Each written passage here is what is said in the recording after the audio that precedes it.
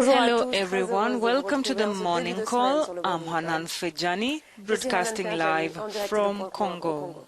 Well, and I am Robert Kodingo. Welcome to the first Monday of July. We are broadcasting the morning call live in French and English. And top on our broadcast today, how well will Liberia manage its national security after the United Nations in the country handed over its security details to the government? A move with caution and foreseeable challenges. 80 million euros is the amount of money that Gabon owes its employers, tens of millions of euros of unpaid debt, including some related to the African Cup of Nations. And renewed clashes between the Democratic Republic of Congo's forces and Mai Mai militiamen in northern Goma leaves more than a dozen dead. More on our bulletin. Morocco set to approve 10 Islamic banks before the end of 2016. The central bank says it has received about 10 requests, more in the business segment. Well, a very warm welcome from where you're watching us. Liberia is expected to uphold its security stature with its presidential elections just a year away after the United Nations mission in the country handed back national security to its forces. Now, after 13 years of being in charge of Liberia's national security, UN officials still say there are challenges ahead, but they are optimistic.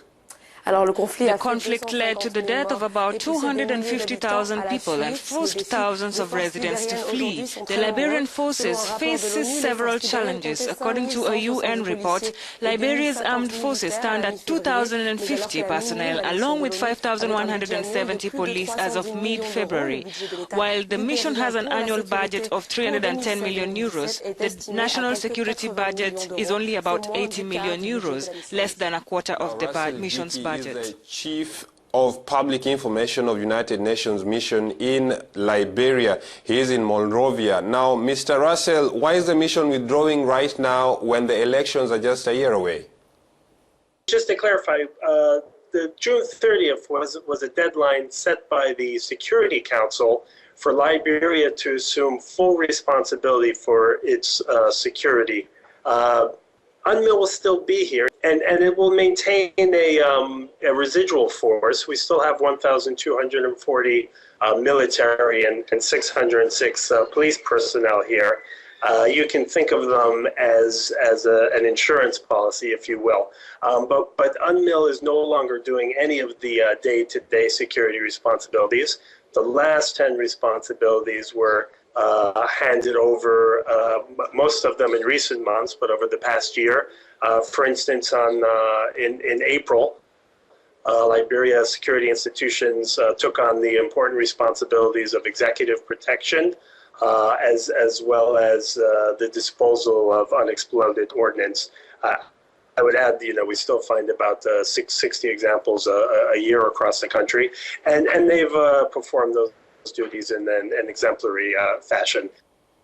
Now, Mr. Russell, do you think the Liberian troops are adequately equipped to handle the security in the country right now? We've had considerable training. I mean, Liberians now run their own police academy, and we should be careful when we talk about troops. The threats to Liberia right now, there's not any imminent threat from across the borders or anything like that. We're talking about security within Liberia. Liberia's done very well to deploy more forces outside of Monrovia, which had been an issue over the years. They've done quite a bit over the last 6 months, and the Bureau of Immigration and Naturalization. There's now over 5,000 trained Liberian National Police. They'll continue to undergo training. Something the mission will continue to support will be command and control and management, which is an area that needs to be strengthened. But I think they've done very well over especially over the recent 18 months during the security transition.